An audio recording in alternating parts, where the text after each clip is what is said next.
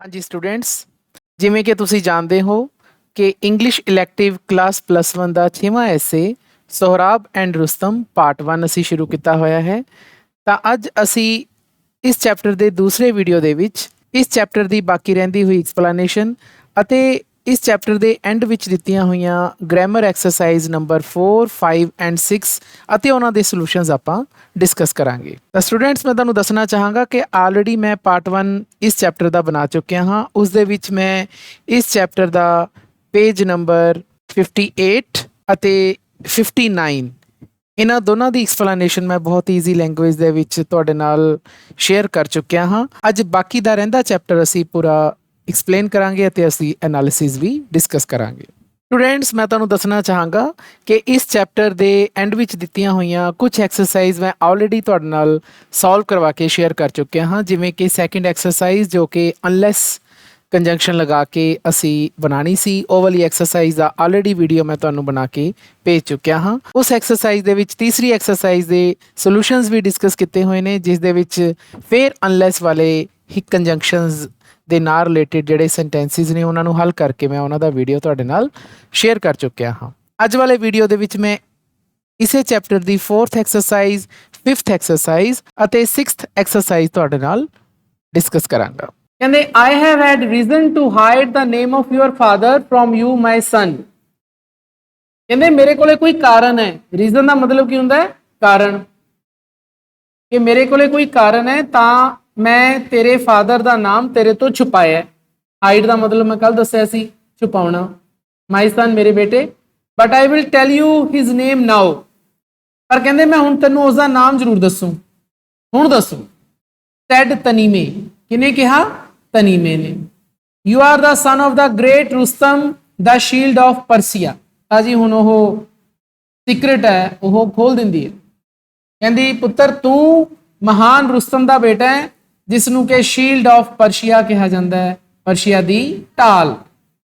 Van Sohrab heard these words his heart was filled with pride. ਜਦੋਂ ਸੋਹਰਾਬ ਨੇ ਇਹ ਸ਼ਬਦ ਸੁਣੇ ਤਾਂ ਉਸਦਾ ਦਿਲ ਮਾਣ ਨਾਲ ਭਰ ਗਿਆ। ਪ੍ਰਾਈਡ ਦਾ ਮਤਲਬ ਇੱਥੇ ਹੈ ਮਾਣ। ਵੈਸੇ ਪ੍ਰਾਈਡ ਦਾ ਮਤਲਬ ਹੰਕਾਰ ਵੀ ਹੁੰਦਾ ਹੈ, ਲੇਕਿਨ ਹੰਕਾਰ ਨੂੰ ਅਸੀਂ ਨੈਗੇਟਿਵ ਸੈਂਸ 'ਚ ਬੋਲਦੇ ਹਾਂ। ਜਦੋਂ ਆਪਾਂ ਕਹਿੰਦੇ ਹਾਂ ਕਿ ਸਾਡੇ ਅੰਦਰ ਕੋਈ ਮਾਣ ਵਾਲੀ ਗੱਲ ਆ ਗਈ ਤਾਂ ਉੱਥੇ ਆਪਾਂ ਇਹਨੂੰ ਪੋਜ਼ਿਟਿਵ ਸੈਂਸ 'ਚ ਬੋਲਦੇ ਹਾਂ, ਉਹਨੂੰ ਆਪਾਂ ਮਾਣ ਕਹਿੰਦੇ ਹਾਂ, ਨਾ ਕਿ ਹੰਕਾਰ। Rustam, I am the son of Rustam. ਕਹਿੰਦੇ ਰੁਸਤਮ, ਮੈਂ ਰੁਸਤਮ ਦਾ ਬੇਟਾ ਹੈ। Oh why did you hide this from me all these years. ਇਹਨਾਂ ਸਾਰੇ ਸਾਲਾਂ ਦੇ ਵਿੱਚ ਇਹ ਚੀਜ਼ ਮੇਰੇ ਤੋਂ ਕਿਉਂ ਛੁਪਾਈ ਤੁਸੀਂ? ਲੈਟ ਮੀ ਨਾਓ ਗੋ, ਮੈਨੂੰ ਹੁਣ ਜਾਣ ਦਿਓ। And announce my father's name and fight my challenger. ਅਤੇ ਮੇਰੇ ਚੈਲੰਜਰ ਨੂੰ ਮੈਂ ਦੱਸਾਂ ਜਾ ਕੇ ਕਿ ਮੇਰੇ ਪਿਤਾ ਦਾ ਨਾਮ ਕੀ ਹੈ। ਅਨਾਊਂਸ ਦਾ ਮਤਲਬ ਇੱਥੇ ਡਿਕਲੇਅਰ ਕਰਨਾ ਹੁੰਦਾ ਹੈ, ਘੋਸ਼ਣਾ ਕਰਨੀ। ਮੈਂ ਘੋਸ਼ਣਾ ਕਰਾਂ ਜਾ ਕੇ ਕਿ ਮੇਰੇ ਪਿਤਾ ਦਾ ਨਾਮ ਕੀ ਹੈ। At dawn the next day, Sohrab met his challenger at the place of the combat and announced। ਅਗਲੇ ਦਿਨ at dawn, dawn ਦਾ ਮਤਲਬ ਮੈਂ ਕੀ ਦੱਸਿਆ ਸੀ? ਸਵੇਰੇ। ਸਵੇਰੇ ਹੀ ਕੰਬੈਟ ਹੋਣੀ ਸੀ। ਉਹ ਕਹਿ ਕੇ ਗਿਆ ਸੀ ਨਾ ਮੈਂ ਸਵੇਰੇ ਆਉਂਗਾ।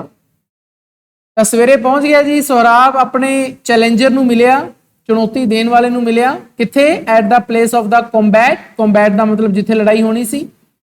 ਅਤੇ ਉਸਨੇ ਘੋਸ਼ਣਾ ਕੀਤੀ, I am Sohrab, son of Rustam, the shield of Persia। ਕਹਿੰਦੇ ਮੈਂ ਸੋਹਰਾਬ ਹਾਂ, ਰੁਸਤਮ ਦਾ ਬੇਟਾ, ਜਿਸ ਨੂੰ ਕਿ ਪਰਸ਼ੀਆ ਦੀ ਸ਼ੀਲਡ ਕਿਹਾ ਜਾਂਦਾ ਹੈ। I accept your challenge। ਮੈਨੂੰ ਤੇਰੀ ਚੁਣੌਤੀ ਪਸੰਦ ਹੈ। Are you ready to fight? ਕੀ ਤੂੰ ਲੜਨ ਲਈ ਤਿਆਰ ਹੈ? ਆਪਣੇ ਚੈਲੰਜਰ ਨੂੰ ਕਹਿ ਰਿਹਾ ਉਹ। At the very sound of Rustam's name, Sohrab's opponent lost courage। ਕਹਿੰਦੇ ਰੁਸਤਮ ਦਾ ਨਾਮ ਜਾਣ ਕੇ, ਰੁਸਤਮ ਦੇ ਨਾਮ ਦੀ ਆਵਾਜ਼ ਤੇ ਹੀ, ਸਾਊਂਡ ਦਾ ਮਤਲਬ ਆਵਾਜ਼, ਸੋਹਰਾਬ ਦਾ ਜਿਹੜਾ ਓਪੋਨੈਂਟ ਸੀ, ਵਿਰੋਧੀ ਸੀ, ਲੌਸਟ ਕਰੇਜ, ਹੌਸਲਾ ਢਹਿ ਗਿਆ। ਲੂਜ਼ ਕਰੇਜ ਦਾ ਮਤਲਬ ਕੀ ਹੁੰਦਾ ਹੈ? ਹੌਸਲਾ ਢਹਿਣਾ। ਤੁਹਾਨੂੰ ਯਾਦ ਹੈ ਨਾ, ਜਦ ਆਪਾਂ ਚੈਪਟਰ ਸ਼ੁਰੂ ਕੀਤਾ ਸੀ, ਕਹਿੰਦੇ ਜਦੋਂ ਵਾਰ ਕਰਾਈ ਹੁੰਦੀ ਸੀ, ਯੁੱਧ ਦੇ ਮੈਦਾਨ ਵਿੱਚ ਰੁਸਤਮ ਹੁੰਦੀ ਸੀ, ਤਾਂ ਜਿਹੜੀਆਂ ਫੌਜਾਂ ਸੀ ਉਦੋਂ ਹੀ ਭੱਜ ਜਾਂਦੀਆਂ ਸੀ। ਉਹੀ ਕੰਮ ਹੋ ਗਿਆ। He hastily withdraw his challenge। withdraw ਦਾ ਮਤਲਬ ਵਾਪਸ ਲੈਣਾ। ਤਾਂ ਉਸਨੇ ਆਪਣੀ ਚੁਣੌਤੀ ਵਾਪਸ ਲੈ ਲਈ। Such was the fear that Rustam's name inspired। ਕਹਿੰਦੇ ਇਹ ਡਰ ਸੀ ਜਿਹੜਾ ਰੁਸਤਮ ਦਾ ਨਾਮ ਪੈਦਾ ਕਰਦਾ ਸੀ ਲੋਕਾਂ ਦੇ ਮਨਾਂ 'ਚ। ਰੁਸਤਮ ਦਾ ਨਾਮ ਹੀ ਡਰ ਪੈਦਾ ਕਰਦਾ। सोहराब returned home, सोहराब घर आ गया and said to his mother, ਅਤੇ ਆਪਣੀ ਮਾਂ ਨੂੰ ਕਿਹਾ, I must go in search of my father and find him। ਕਹਿੰਦੇ ਮੈਂ ਆਪਣੇ ਪਿਤਾ ਦੀ ਭਾਲ ਦੇ ਵਿੱਚ ਜਾਵਾਂਗਾ। in search of ਫਰੇਜ਼ ਹੈ, ਇਕੱਠਾ ਹੁੰਦਾ ਹੈ, ਇਹਦਾ ਮਤਲਬ ਹੁੰਦਾ ਹੈ ਭਾਲ ਕਰਨੀ। in search of ਇਕੱਠਾ ਹੁੰਦਾ ਹੈ ਜੀ ਇਹ, ਅਤੇ ਮੈਂ ਉਸ ਨੂੰ ਲੱਭਾਂਗਾ। I shall set out at once, set out ਵੀ ਬੱਚਿਓ ਫਰੇਜ਼ਲ ਵਰਬ ਹੁੰਦੀ ਹੈ। ਸੈਟ ਵਰਬ ਹੈ ਇੱਕ। ਸੈਟ ਦਾ ਮਤਲਬ ਹੁੰਦਾ ਹੈ ਸੈਟ ਕਰਨਾ, ਕੋਈ ਚੀਜ਼ ਸੈਟ ਕਰਨਾ। ਆ ਮੈਂ ਸੈਟ ਕਰਤੀ ਚੀਜ਼, ਇਹਨੂੰ ਸੈਟ ਕਰਤਾ, ਸੈਟ ਕਰਤਾ, ਇਹ ਹੋ ਗਿਆ ਸੈਟ ਕਰਨਾ। ਪਰ ਇੱਥੇ ਮਤਲਬ ਸੈਟ ਦਾ ਨਹੀਂ ਆ ਰਿਹਾ, ਸੈਟ ਕਰਨਾ, ਇੱਥੇ ਮਤਲਬ ਕੁਝ ਹੋਰ ਹੈ। ਸੈਟ ਦੇ ਪਿੱਛੇ ਦੇਖੋ ਆਊਟ ਲੱਗਿਆ ਹੈ, ਆਊਟ ਇਜ਼ ਅ ਪ੍ਰੈਪੋਜੀਸ਼ਨ। ਕੱਲਾ ਸੈਟ ਨਹੀਂ ਆਇਆ, ਕੀ ਆਇਆ? Set out. ਸੈਟ ਸਾਡੀ ਵਰਬ ਹੈ, ਆਊਟ ਸਾਡੀ ਪ੍ਰੈਪੋਜੀਸ਼ਨ ਹੈ। ਤਾਂ ਜਦੋਂ ਕੋਈ ਪ੍ਰੈਪੋਜੀਸ਼ਨ ਕਿਸੇ ਮੇਨ ਵਰਬ ਦੇ ਪਿੱਛੇ ਆ ਕੇ ਉਸਦਾ मीनिंग बदल देती है, उसनों असी फ्रेजल वर्ब कहते हैं। तो इत्थे सैट आउट का मतलब सैट करना नहीं है, सैट आउट का मतलब है तुर पैना, यात्रा ते तुर पैना। देखो मतलब ही चेंज हो गया, किसी यात्रा ते तुर पैना। तो इस करके असी इसनों फ्रेजल वर्ब कहते हैं। कहते मैं एकदम हुण यात्रा शुरू करांगा। एट वंस का मतलब एकदम। His mother begged him not to go away leaving her alone। उसदी मां ने उस अगे अरजोई की कि तू ना जा मैनू कली नू छड्ड के, गो अवे। जिस गल तो वह डर रही सी कि पहला मेरा पति गया फिर पुत जाऊ, वही गल होगी, हुण पुत चले। But finding him determined to go, पर जदों उसने देखा कि वह तो हुण पूरा निश्चय करी बैठा है, डिटरमिन्ड निश्चय करी बैठा है जान दा। शी सैड, उसने कहा, how will you and Rustam know each other. तू अते रुस्तम एक दूजे नू किवें पछाणोगे? Your father left me before you were born. कहते तेरे पिता दा मैनू छड्ड के चले गए सी तेरे जन्म तो पहला। But Sohrab was bent on going, पर सोहराब तां तुलिया होया सी जान दे लई। नो बेंड ऑन, इत्थे फिर फ्रेजल वर्ब है। बेंड दा मतलब की हुंदा है? बेंट वर्ब हुंदी है जी दूसरी तीसरी, bend bent bent.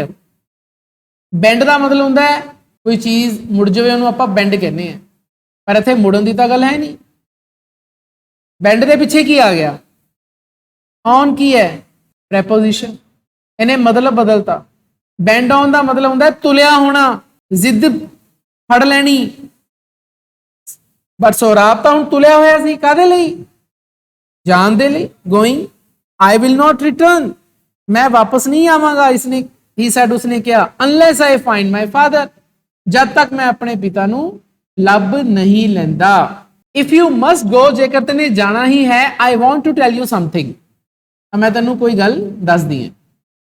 Sad तनीमे, Tahmineh ने कहा, the precious stone you wear in your arm was given to me by your father. कहते वो कीमती पत्थर जो तू अपनी बांह ते बन्निया होया, वियर पहनिया होया है, वो पिता ने, तेरे पिता ने मैनू दिता सी। इफ यू फाइंड हिम, जेकर तू उसनू लभ लैना है, शो इट टू हिम, उसनू दिखाई, and he will know who you are, अते वो जान जाएगा कि तू कौन है। Sohrab collected an army and march to Persia. Sohrab ने अपनी फौज इकट्ठी की अते पर्शिया वल मार्च कर दिता, कूच कर दिता। मार्च का मतलब कूच करना, जो फौजां कूच कर दियां। His purpose was not only to find his father but also to make him king of Persia because Kaikus was an unpopular ruler। फौज लैके क्यों गया? क्योंकि उसका एक मनोरथ सी, पर्पस सी। परपस का मतलब इत्थे की है? टीचा, मनोरथ। ਉਹਦਾ मनोरथ ਇਹ ਸੀ, उसका मनोरथ केवल ये नहीं सी, नॉट ओनली वो अपने पिता नू लभे, पर उसनू ਉਹ पर्शिया ਦਾ राजा भी बनावे। क्योंकि ਜਿਹੜਾ उस समय पर्शिया ਦਾ राजा काइकूज, कल ਆਪਾਂ देखिया सी, ਉਹ ਕੀ ਸੀ ਹੁਣ? अनपॉपुलर रूलर हो गया सी, मतलब लोगों के विच प्रसिद्ध नहीं सी रहा, भ्रष्ट हो चुकिया सी। When Sohrab crossed into Persia, जदों सोहराब पर्शिया दे विच दाखिल हुंदा है। याद करो सोहराब कित्थों आया, किहड़े इलाके चों आया सी? तनीमे कित्थों दी सी? ये छोटे छोटे क्वेश्चन पेपर जांदे ने। टाटर, टाटर तो वो कित्थे आया? Persia. Kaikus sent his army to fight the invader. जदों पर्शिया च दाखिल होया अपनी फौज लैके, तां काइकूस ने अपनी आर्मी भेजती। ਇਨਵੇਡਰ, ਇਨਵੇਡਰ ਦਾ ਮਤਲਬ ਕੱਲ ਵੀ ਆਇਆ ਸੀ ਹਮਲਾ ਕਰਨ ਵਾਲਾ, ਇਨਵੇਡ ਤੋਂ ਇਨਵੇਡਰ ਬਣਦਾ ਹੈ। ਹਮਲਾ ਇੱਥੇ ਹੁਣ ਕਿਹਨੇ ਕੀਤਾ ਸੀ? सोहराब ने। But the king's generals were no match for Sohrab, पर ਜਿਹੜੇ ਕਿੰਗ ਦੇ ਜਿਹੜੇ ਜਨਰਲ ਸੀਗੇ ਜੋ ਉਸਨੇ ਭੇਜੇ ਆਪਣੇ ਸੈਨਾਪਤੀ, ਉਹ सोहराब ਦਾ ਕੋਈ ਮੈਚ ਨਹੀਂ ਸੀ, ਕੋਈ ਤੁਲਨਾ ਨਹੀਂ ਸੀ। सोहराब ਦੇ ਕੇ ਟਿਕੇ ਨਹੀਂ ਸਕੇ ਉਹ। One after another they were killed in the battle, ਇੱਕ ਇੱਕ ਕਰਕੇ ਬੈਟਲ ਦੇ ਵਿੱਚੋਂ ਸਾਰੇ ਮਰ ਗਏ। They were killed one after another, ਇੱਕ ਤੋਂ ਬਾਅਦ ਇੱਕ ਤੋਂ ਬਾਅਦ ਇੱਕ, बैटल ਦਾ ਮਤਲਬ ਲੜਾਈ। And nothing could stop Sohrab's advance, ਅਤੇ सोहराब ਨੂੰ ਅੱਗੇ ਵਧਣ ਤੋਂ ਕੋਈ ਚੀਜ਼ ਰੋਕ ਨਹੀਂ ਸਕੀ। सोहराब्स एडवांस ਦਾ ਮਤਲਬ ਇੱਥੇ ਹੈ ਅੱਗੇ ਵਧਣਾ। The men that escaped went to the king, ਜਿਹੜੇ ਬੰਦੇ ਬਚ ਗਏ, that escaped ਜਿਹੜੇ ਬਚ ਗਏ, ਭੱਜ ਗਏ ਯੁੱਧ ਚੋਂ, ਉਹ ਕਿੰਗ ਕੋਲੇ ਗਏ, ਕਾਈਕੂਸ ਕੋਲ, ਅਤੇ ਕਿਹਾ great danger threatens our country, ਕਹਿੰਦੇ ਸਾਡੇ ਦੇਸ਼ ਤੇ ਇੱਕ ਬਹੁਤ ਭਾਰੀ ਖਤਰਾ ਆ ਗਿਆ। ग्रेट डेंजर बहुत भारी खतरा, थ्रेटन्स धमकी दे रहे हैं साडे देश नूं। Our generals have been killed by the young soldier who leads the enemy, कहंदे साडे जनरल मारे गए ने एक नौजवान सिपाही दे हथों जो कि दुश्मनां नूं लीड कर रहा है, अगवाई कर रहा है। हु इज ही, कौन है वो? व्हाट इज हिज नेम, उसका नाम की है? राजे ने पूछा। They call him Sohrab, the men said, कहंदे उसनूं सोहराब कहा जाता है, आदमियों ने कहा। He fights like a lion, वो शेर की तरह लड़ता है। Our only hope now is Rustam, साडी इक्को ही कास केड़ी रहेगी? रुस्तम, रुस्तम ही उन्होंने काबू कर सकता है। Just then a Tartar soldier came with a message, बिल्कुल उस समय टाटर दा एक सिपाही, टाटर दा सिपाही कौन है? सोहराब दा सिपाही, ਉਹਦਾ ਦੂਤ ਐ ਕਹਿ ਲੋ। ਤਾਂ ਟਾਟਰ ਦਾ ਇੱਕ ਸਿਪਾਹੀ ਇੱਕ ਮੈਸੇਜ ਦੇ ਨਾਲ ਆਇਆ, ਇੱਕ ਦੂਤ ਆਇਆ ਜੀ। It was from Sohrab, Sohrab ਨੇ ਮੈਸੇਜ ਭੇਜਿਆ ਸੀ। ਦ ਮੈਸੇਜ ਸੈਡ, ਮੈਸੇਜ ਇਹ ਲਿਖਿਆ ਹੋਇਆ ਸੀ, ਸੁਨੇਹਾ ਇਹ ਸੀ ਕਿ I shall spare the Persian army if your champion will fight with me in single combat, ਕਹਿੰਦੇ ਮੈਂ ਪਰਸ਼ੀਅਨ ਆਰਮੀ ਨੂੰ ਬਖਸ਼ ਦਵਾਂਗਾ। ਸਪੇਅਰ ਦਾ ਮਤਲਬ ਹੁੰਦਾ ਜੀ बख्शना या माफ करना, कि मैं पर्शियन आर्मी नूं बख्श दूंगा जे तुहाडा जिहड़ा चैंपियन है, चैंपियन का मतलब महारथी, सब तो शक्तिशाली योद्धा, उन्होंने आपां चैंपियन कहने, जे तुहाडा चैंपियन मेरे नाल कल्लम कल्ली फाइट करे, सिंगल कॉम्बैट, कल भी आया सी सिंगल कॉम्बैट, कल्लम कल्ली फाइट करे, मेरे नाल लड़े, तो मैं बाकी पर्शियन आर्मी नूं कुछ नहीं कहता। होर की चाहिदा सी काइकूस नूं? Send for Rustam at once, Rustam नूं send for, very good. Send का मतलब भेजना हुंदा, सेंड फॉर की हुंदा? बुलाउणा। कल आया सी ये फ्रेजल वर्ब, चेक करो पिछे, सेंड दे पिछे फॉर लग्या होया है। जे तुहानूं फ्रेजल वर्ब्स नहीं आंदियां बेटा तो इंग्लिश इलैक्टिव लैण दा कोई फायदा नहीं। फ्रेजल वर्ब की एक लिस्ट बनाओ अपनी ग्रामर वाली कॉपी के उपर, रोज तुहानूं दो तीन फ्रेजल वर्ब्स मिलणगियां, घर जाके उन्होंने अपनी कॉपी ते नोट करो, देखो तुहाडी इंग्लिश कित्थों तो कित्थे पहुंच रही है। रुस्तम नूं इसे समय बुलावा भेजो, सेंड फॉर, बुलावा भेजना, बुलाओ रुस्तम नूं इसे समय। सैड द किंग, किंग ने कहा when he heard the message, जदों उसने सुनेहा सुनिया। ਤਾਂ students Sohrab and Rustam part 1 ਅਸੀਂ ਕੰਪਲੀਟ ਕਰ ਲਿਆ ਹੈ ਅਤੇ ਹੁਣ ਜਿਵੇਂ ਕਿ ਮੈਂ ਤੁਹਾਨੂੰ ਪਹਿਲਾਂ ਦੱਸਿਆ ਸੀ ਕਿ ਅੱਜ ਅਸੀਂ ਇਸ ਵੀਡੀਓ ਦੇ ਵਿੱਚ ਇਸ ਚੈਪਟਰ ਦੀ 4th ਐਕਸਰਸਾਈਜ਼ ਵੀ ਡਿਸਕਸ ਕਰਾਂਗੇ। ਸਟੂਡੈਂਟਸ ਮੈਂ ਤੁਹਾਨੂੰ ਦੱਸਣਾ ਚਾਹਾਂਗਾ ਕਿ ਇਸ ਤੋਂ ਪਹਿਲਾਂ ਦੀਆਂ ਦੋ ਐਕਸਰਸਾਈਜ਼ਸ, ਐਕਸਰਸਾਈਜ਼ ਨੰਬਰ 2 ਅਤੇ ਐਕਸਰਸਾਈਜ਼ ਨੰਬਰ 3 ਦਾ ਮੈਂ ਆਲਰੇਡੀ ਵੀਡੀਓ ਬਣਾ ਕੇ ਤੁਹਾਡੇ ਨਾਲ ਸ਼ੇਅਰ ਕਰ ਚੁੱਕਿਆ ਹਾਂ, ਉਹ ਵੀ ਤੁਸੀਂ ਜ਼ਰੂਰ ਦੇਖ ਲਵੋ ਅਤੇ ਨੋਟਬੁੱਕਸ ਦੇ ਵਿੱਚ ਆਪਣੀਆਂ ਨੋਟ ਕਰ ਲਵੋ, ਮੈਂ ਉਸ ਦਾ ਲਿੰਕ ਤੁਹਾਨੂੰ ਉੱਪਰ ਪ੍ਰੋਵਾਈਡ ਕਰ ਰਿਹਾ ਹਾਂ। ਤਾਂ 4th ਐਕਸਰਸਾਈਜ਼ ਦੇ ਵਿੱਚ ਅਸੀਂ ਸਪਲਾਈ ਕਰਨਾ ਹੈ ਇਫ ਜਾਂ ਅਨਲੈਸ। ਤਾਂ ਇਫ ਤੇ ਅਨਲੈਸ ਇਹ ਦੋਨੇ ਹੀ ਕੰਜੰਕਸ਼ਨਸ ਨੇ। ਤਾਂ ਮੈਂ ਤੁਹਾਨੂੰ ਦੱਸਿਆ ਸੀ ਕਿ ਕੰਜੰਕਸ਼ਨਸ ਉਹ ਵਰਡਸ ਹੁੰਦੇ ਨੇ ਜਿਹੜੇ ਦੋ ਜਾਂ ਦੋ ਤੋਂ ਵੱਧ ਸੈਂਟੈਂਸਿਸ ਨੂੰ ਜੋੜਦੇ ਨੇ। ਜਿਹੜਾ ਇਫ ਹੈ ਇਸ ਦਾ ਪੰਜਾਬੀ 'ਚ ਮਤਲਬ ਬਣਦਾ ਹੈ ਜੇਕਰ। ਤਾਂ ਇਫ ਅਤੇ ਅਨਲੈਸ ਇਹ ਦੋਨੇ ਕੰਡੀਸ਼ਨਲ ਸੈਂਟੈਂਸਿਸ ਦੇ ਵਿੱਚ ਯੂਜ਼ ਹੁੰਦੇ ਨੇ। ਕੰਡੀਸ਼ਨਲ ਸੈਂਟੈਂਸਿਸ ਦੇ ਵਿੱਚ ਕੀ ਹੁੰਦਾ ਹੈ ਕਿ ਕੋਈ ਸ਼ਰਤ ਰੱਖੀ ਜਾਂਦੀ ਹੈ, ਉਸ ਸ਼ਰਤ ਦੇ ਨਾਲ दूसरी गल कही जाती है। कंडीशनल सेंटेंस दे विच इफ दी वरतों बहुत ही आम है, परंतु अनलैस नू यूज़ करते हुए एक गल का ख्याल रखना है कि अनलैस नू जिस कंडीशन दे नाल लाया जाता है ਉਸ ਕੰਡੀਸ਼ਨ ਦੇ ਨਾਲ ਅਸੀਂ ਨੈਗੇਟਿਵ ਸਟੇਟਮੈਂਟ ਯੂਜ਼ ਨਹੀਂ ਕਰਨੀ। ਇਹ ਧਿਆਨ ਤੁਸੀਂ ਜ਼ਰੂਰ ਰੱਖਣਾ ਹੈ। ਅਸੀਂ ਨੈਗੇਟਿਵ ਸਟੇਟਮੈਂਟ ਯੂਜ਼ ਨਹੀਂ ਕਰਨੀ, ਹਮੇਸ਼ਾ ਅਨਲੈਸ ਦੇ ਨਾਲ ਅਸੀਂ ਪੋਜ਼ਿਟਿਵ ਸਟੇਟਮੈਂਟ ਹੀ ਯੂਜ਼ ਕਰਨੀ ਹੈ। ਇਹ ਗੱਲ ਮੈਂ ਤੁਹਾਨੂੰ ਐਕਸਰਸਾਈਜ਼ ਦੇ ਵਿੱਚ ਸੈਂਟੈਂਸ ਸਮਝਾਉਂਦੇ ਹੋਏ ਕਲੀਅਰ ਕਰ ਰਿਹਾ ਹਾਂ। ਜਿਵੇਂ ਕਿ ਅਸੀਂ ਪਹਿਲਾ ਸੈਂਟੈਂਸ ਦੇਖੀਏ ਕਿ I will go to the door dash I hear any knock. ਇਹ ਤਾਂ ਸਿੰਪਲ ਹੈ, ਕਹਿੰਦੇ ਜੇਕਰ ਮੈਂ ਕੋਈ ਵੀ ਨੋਕ ਸੁਣਦਾ ਹਾਂ ਤਾਂ ਮੈਂ ਦਰਵਾਜ਼ੇ 'ਤੇ ਜਾਵਾਂਗਾ। ਤਾਂ ਇੱਥੇ ਤਾਂ ਜੇਕਰ ਸ਼ਬਦ ਹੀ ਯੂਜ਼ ਹੋਇਆ ਤੇ ਅਸੀਂ ਇੱਥੇ ਇਫ ਲਗਾ ਦਿੰਦੇ ਹਾਂ। ਪਰੰਤੂ ਜੇ ਤੁਸੀਂ ਇਸ ਦਾ ਦੂਸਰਾ ਸੈਂਟੈਂਸ ਦੇਖੋ, I won't go dash I hear a knock, ਮੈਂ ਨਹੀਂ ਜਾਵਾਂਗਾ ਜਦੋਂ ਤੱਕ ਮੈਂ ਨੋਕ ਨਹੀਂ ਸੁਣਦਾ, ਜਦੋਂ ਤੱਕ ਮੈਂ ਕੋਈ ਖੜਕਾ ਨਹੀਂ ਸੁਣਦਾ। ਤਾਂ ਹੁਣ ਤੁਸੀਂ ਦੇਖੋ ਇੱਥੇ ਕੰਡੀਸ਼ਨ ਹੈ ਕਿ ਆਈ ਵੋਂਟ ਗੋ, ਇਹ ਕੰਡੀਸ਼ਨ ਹੋ ਗਈ, ਲੇਕਿਨ ਨਾਲ ਹੀ ਦੂਸਰੀ ਕੰਡੀਸ਼ਨ ਦੇ ਨਾਲ ਸਟੇਟਮੈਂਟ ਕੀ ਹੈ ਕਿ ਜਦ ਤੱਕ ਮੈਂ ਨੋਕ ਨਹੀਂ ਸੁਣਦਾ। ਤਾਂ ਇੱਥੇ ਸਾਨੂੰ ਇਫ ਜਾਂ ਅਨਲੈਸ ਲਗਾਉਣਾ ਪਏਗਾ। ਜੇ ਤੁਸੀਂ ਧਿਆਨ ਨਾਲ ਦੇਖੋ ਇਹ ਸਾਡੀ ਪੋਜ਼ਿਟਿਵ ਸਟੇਟਮੈਂਟ ਹੈ। ਇੱਥੇ ਇਹ ਨਹੀਂ ਹੈ ਕਿ I do not here a ਨੋਕ, ਇੱਥੇ ਹੈ ਆਈ ਹੀਅਰ ਅ ਨੋਕ। ਇਹਦਾ ਮਤਲਬ ਹੈ ਅਸੀਂ ਇੱਥੇ ਅਨਲੈਸ ਸਪਲਾਈ ਕਰਾਂਗੇ, ਇਸ ਖਾਲੀ ਥਾਂ ਤੇ ਅਨਲੈਸ ਆਏਗਾ, ਇਫ ਨਹੀਂ ਆਏਗਾ। ਦੂਸਰੇ ਸੈਂਟੈਂਸ ਨੂੰ ਦੇਖਦੇ ਹਾਂ ਜੀ ਕਿ dash you don't ring the bell the servant won't come. ਹੁਣ ਜੇ ਤੁਸੀਂ ਧਿਆਨ ਨਾਲ ਦੇਖੋ ਤਾਂ ਇਹਦਾ ਮਤਲਬ ਇਹ ਹੋਏਗਾ ਕਿ ਜਦ ਤੱਕ ਤੁਸੀਂ ਬੈਲ ਨਹੀਂ ਵਜਾਉਂਦੇ ਨੌਕਰ ਨਹੀਂ ਆਵੇਗਾ। ਹੁਣ ਦੇਖੋ ਇਹ ਨੈਗੇਟਿਵ ਸਟੇਟਮੈਂਟ ਹੋ ਗਈ, ਡੋਂਟ ਰਿੰਗ ਦਾ ਬੈਲ। ਕਿਉਂਕਿ ਨੈਗੇਟਿਵ ਸਟੇਟਮੈਂਟ ਹੋ ਗਈ ਇਹ, ਇਸ ਕਰਕੇ ਅਸੀਂ ਇੱਥੇ ਅਨਲੈਸ ਲਗਾ ਹੀ ਨਹੀਂ ਸਕਦੇ। ਆਹ ਵਾਲੀ ਕੰਡੀਸ਼ਨ ਆ ਗਈ ਕਿ ਅਸੀਂ ਅਨਲੈਸ ਦੇ ਨਾਲ ਨੈਗੇਟਿਵ ਸਟੇਟਮੈਂਟ ਯੂਜ਼ ਨਹੀਂ ਕਰ ਸਕਦੇ, ਇਸ ਕਰਕੇ ਅਸੀਂ ਇੱਥੇ ਲਗਾਵਾਂਗੇ if you don't ring the bell the servant won't come. ਇਹ ਠੀਕ ਹੈ। ਹੁਣ ਅੱਗੇ ਦੇਖੋ, he won't come dash you ring the bell, ਉਹ ਨਹੀਂ ਆਏਗਾ ਜਦੋਂ ਤੱਕ ਤੁਸੀਂ ਬੈਲ ਨਹੀਂ ਵਜਾਉਂਦੇ। ਤਾਂ ਹੁਣ ਤੁਸੀਂ ਦੇਖੋ ਇਹ ਸਾਡੀ ਪੋਜ਼ਿਟਿਵ ਸਟੇਟਮੈਂਟ ਹੋ ਗਈ, ਤਾਂ ਅਸੀਂ ਇੱਥੇ ਅਨਲੈਸ ਲਗਾ ਸਕਦੇ ਹਾਂ। ਥਰਡ ਸੈਂਟੈਂਸ ਦੇਖੋ, I shall attend the party dash I am invited, ਜੇਕਰ ਮੈਨੂੰ ਬੁਲਾਇਆ ਜਾਂਦਾ ਹੈ ਤਾਂ ਮੈਂ ਪਾਰਟੀ ਜਾਵਾਂਗਾ। ਇਹ ਜਿਹੜੇ ਕੰਡੀਸ਼ਨਲ ਸੈਂਟੈਂਸਿਸ ਹੈ ਨਾ ਸਟੂਡੈਂਟਸ, ਮੈਂ ਤੁਹਾਨੂੰ ਇਹ ਅਪੀਲ ਕਰੂੰਗਾ ਕਿ ਤੁਸੀਂ ਇਹਨਾਂ ਦੀ ਥੋੜ੍ਹੀ ਜਿਹੀ ਪੰਜਾਬੀ ਕਰਕੇ ਦੇਖਿਆ ਕਰੋ। ਤਾਂ ਜਦੋਂ ਤੁਸੀਂ ਪੰਜਾਬੀ ਕਰਦੇ ਹੋ ਤਾਂ ਤੁਹਾਨੂੰ ਕਲੀਅਰ ਹੋ ਜਾਂਦਾ ਹੈ ਕਿ ਇੱਥੇ ਜੇਕਰ ਵਾਲੀ ਗੱਲ ਆ ਰਹੀ ਹੈ ਜਾਂ ਨਹੀਂ ਤਾਂ ਵਾਲੀ ਗੱਲ ਆ ਰਹੀ ਹੈ। ਤਾਂ ਇੱਥੇ ਜੇਕਰ ਵਾਲੀ ਗੱਲ ਆ ਰਹੀ ਹੈ ਤਾਂ ਅਸੀਂ ਇੱਥੇ ਇਫ ਲਗਾਵਾਂਗੇ। ਅੱਗੇ ਦੇਖੋ, I shall not attend it dash I am invited, ਮੈਂ ਨਹੀਂ ਅਟੈਂਡ ਕਰਾਂਗੇ ਇਸ ਪਾਰਟੀ ਨੂੰ ਜੇਕਰ ਮੈਨੂੰ ਨਹੀਂ ਬੁਲਾਇਆ ਜਾਂਦਾ। ਤਾਂ ਹੁਣ ਇੱਥੇ ਅਸੀਂ ਅਨਲੈਸ, ਜਦੋਂ ਤੱਕ ਮੈਨੂੰ ਨਹੀਂ ਬੁਲਾਇਆ ਜਾਂਦਾ, ਇਹ ਆ ਰਿਹਾ ਜੀ, ਇੱਥੇ ਅਸੀਂ ਅਨਲੈਸ ਲਗਾਵਾਂਗੇ।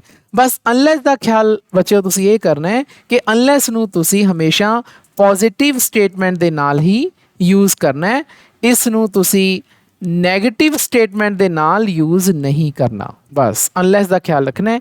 ਇਫ ਦੀ ਵਰਤੋਂ ਕਿਸੇ ਪਾਸੇ ਵੀ ਹੋ ਜਾਂਦੀ ਹੈ। ਸਟੂਡੈਂਟਸ, ਮੈਂ +1 ਅਤੇ +2 ਕਲਾਸਿਸ ਦੇ ਜਨਰਲ ਇੰਗਲਿਸ਼ ਅਤੇ ਇਲੈਕਟਿਵ ਇੰਗਲਿਸ਼ ਦੇ ਬਹੁਤ ਸਾਰੇ ਵੀਡੀਓਜ਼ ਬਣਾਏ ਹੋਏ ਹਨ। ਇਹਨਾਂ ਵੀਡੀਓਜ਼ ਨੂੰ ਦੇਖਣ ਦੇ ਲਈ ਤੁਸੀਂ YouTube ਦੀ ਸਰਚ ਬਾਰ 'ਤੇ ਜਾ ਕੇ ਦੀਪਕ ਸੂਦ ਲਵ ਲਰਨਿੰਗ ਟੂ ਲੀਡ ਟਾਈਪ ਕਰੋ।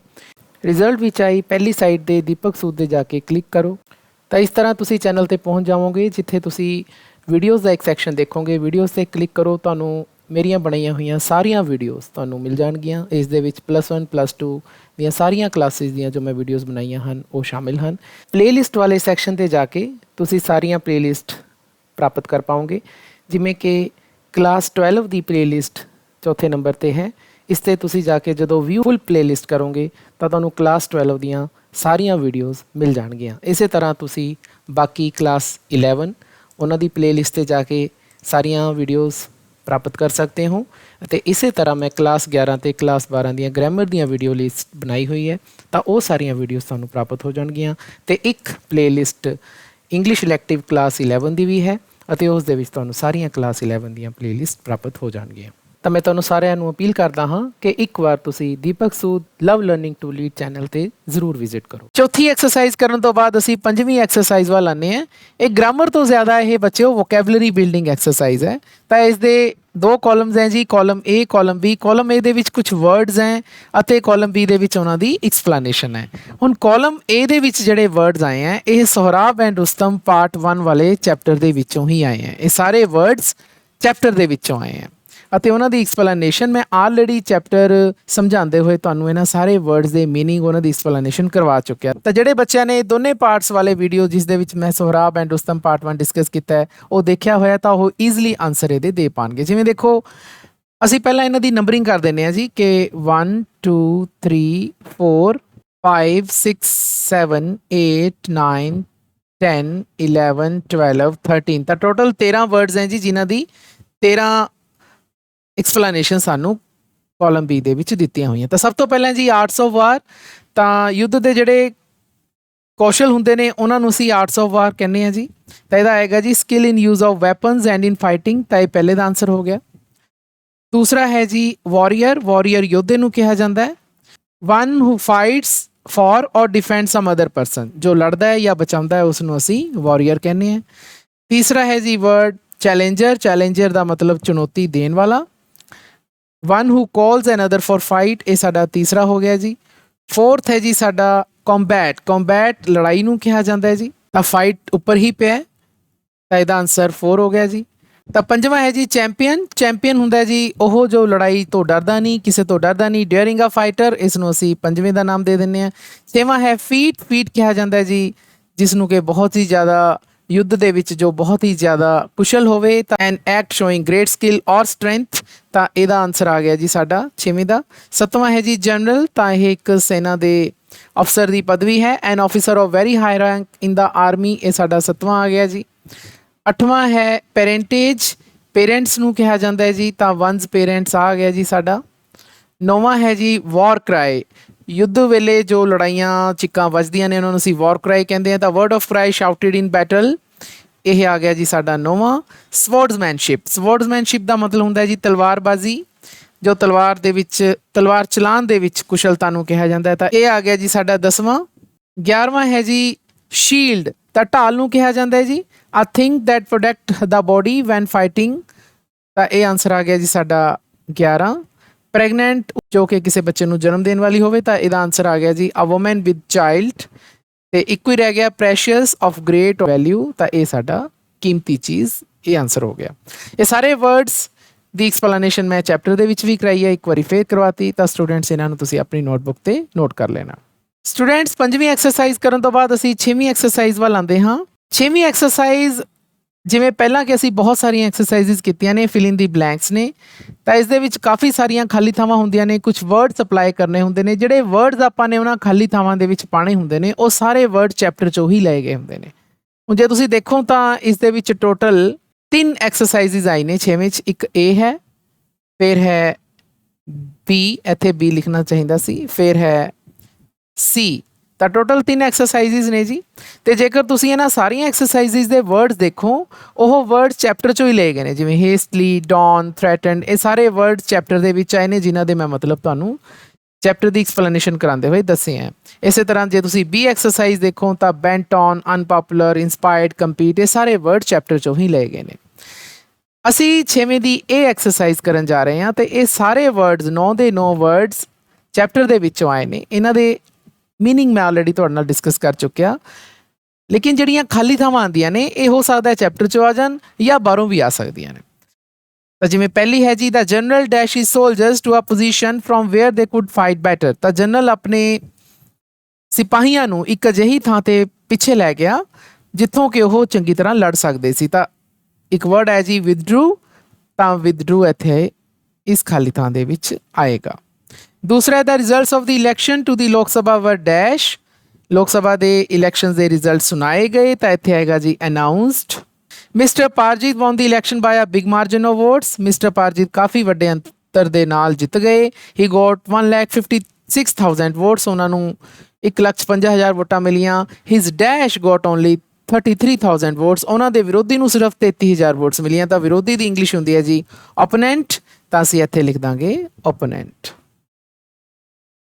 ਫੋਰਥ ਹੈ ਜੀ the football team of the city high school has dash the town club to a match, ਤਾਂ ਸਿਟੀ ਹਾਈ ਸਕੂਲ ਦੀ ਫੁੱਟਬਾਲ ਟੀਮ ਨੇ ਟਾਊਨ ਕਲੱਬ ਨੂੰ ਚੁਣੌਤੀ ਦਿੱਤੀ, ਤਾਂ ਇੱਥੇ ਆਏਗਾ ਜੀ ਚੈਲੰਜਡ। ਤਾਂ ਦੋ ਵਰਡ ਹੈ, ਦੇਖੋ ਇੱਕ ਤਾਂ ਚੈਲੰਜ ਹੈ, ਇੱਕ ਚੈਲੰਜਡ ਹੈ, ਲੇਕਿਨ ਇੱਥੇ ਇਹ ਐਜ਼ ਅ ਵਰਬ ਯੂਜ਼ ਹੋ ਰਿਹਾ ਹੈ, ਹੈਜ਼ ਚੈਲੰਜਡ, ਤਾਂ ਇਹ ਧਿਆਨ ਰੱਖਣਾ ਹੈ, ਜਲਦਬਾਜ਼ੀ 'ਚ ਗਲਤੀ ਨਾ ਕਰ ਦਿਓ। ਤਾਂ ਚੈਲੰਜਡ ਆਏਗਾ ਜੀ ਇੱਥੇ, ਕਿਉਂਕਿ ਅਸੀਂ ਵਰਬ ਦੇ ਤੌਰ ਤੇ ਇਸ ਨੂੰ ਯੂਜ਼ ਕਰ ਰਹੇ ਹਾਂ। ਉਹਨਾਂ ਨੇ ਚੁਣੌਤੀ ਦਿੱਤੀ, ਚੁਣੌਤੀ ਦੀ ਗੱਲ ਨਹੀਂ ਆ ਰਹੀ, ਚੁਣੌਤੀ ਦੇਣ ਦੀ ਗੱਲ ਆ ਰਹੀ ਹੈ, ਤਾਂ ਇਸ ਕਰਕੇ ਅਸੀਂ ਇੱਥੇ ਚੈਲੰਜ ਲਾਵਾਂਗੇ।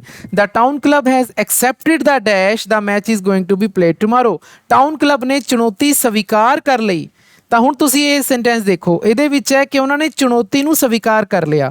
ਵਰਬ ਕੀ ਹੈ ਇੱਥੇ? ਸਵੀਕਾਰ ਕਰਨ ਦੀ ਗੱਲ ਹੋ ਰਹੀ ਹੈ। ਚੁਣੌਤੀ ਨੂੰ, ਦੈਟ ਮੀਨਸ ਚੁਣੌਤੀ ਦੀ ਗੱਲ ਹੋ ਰਹੀ ਹੈ, ਚੁਣੌਤੀ ਦੇਣ ਦੀ ਗੱਲ ਨਹੀਂ ਹੋ ਰਹੀ। ਚੁਣੌਤੀ ਐਜ਼ ਅ ਨਾਊਨ ਇੱਥੇ ਯੂਜ਼ ਹੋਏਗਾ, ਫਿਰ ਅਸੀਂ ਇੱਥੇ ਚੈਲੰਜ ਯੂਜ਼ ਕਰਾਂਗੇ। ਤਾਂ ਇੱਥੇ ਨਾਊਨ ਦੇ ਤੌਰ ਤੇ ਚੈਲੰਜ ਯੂਜ਼ ਹੋਏਗਾ। ਤਾਂ ਮੈਚ ਕੱਲ ਨੂੰ ਖੇਡਿਆ ਜਾਏਗਾ। ਫੋਰਥ ਹੈ ਜੀ, Alexander dash the Punjab with a huge army in 326 BC। 326 BC ਦੇ ਵਿੱਚ ਅਲੈਗਜ਼ੈਂਡਰ ਨੇ ਇੱਕ ਬਹੁਤ ਹੀ ਵੱਡੀ ਆਰਮੀ ਦੇ ਨਾਲ ਪੰਜਾਬ ਦੇ ਉੱਪਰ ਹਮਲਾ ਕੀਤਾ। ਤਾਂ ਜੇਕਰ ਤੁਸੀਂ ਦੇਖੋ ਇੱਥੇ ਵਰਡ ਹੈ ਜੀ ਇਨਵੇਡਿਡ। ਤਾਂ ਇਨਵੇਡਿਡ ਦਾ ਮਤਲਬ ਹੁੰਦਾ ਹੈ ਹਮਲਾ ਕਰਨਾ, ਤਾਂ ਅਸੀਂ ਇਨਵੇਡਿਡ ਯੂਜ਼ ਕਰ ਲਿਆ। Porus one of the kings of the Punjab fought the dash. ਤਾਂ ਪੋਰਸ ਜੋ ਉਸ ਸਮੇਂ ਪੰਜਾਬ ਦਾ ਕਿੰਗ ਸੀ, ਰਾਜਾ ਸੀ, ਉਹ ਲੜਿਆ ਕਿਹਨਾਂ ਨਾਲ? ਦਾ ਡੈਸ਼ ਇਨਵੇਡਰਸ, ਤਾਂ ਹਮਲਾ ਕਰਨ ਵਾਲਿਆਂ ਦੇ ਨਾਲ ਲੜਿਆ।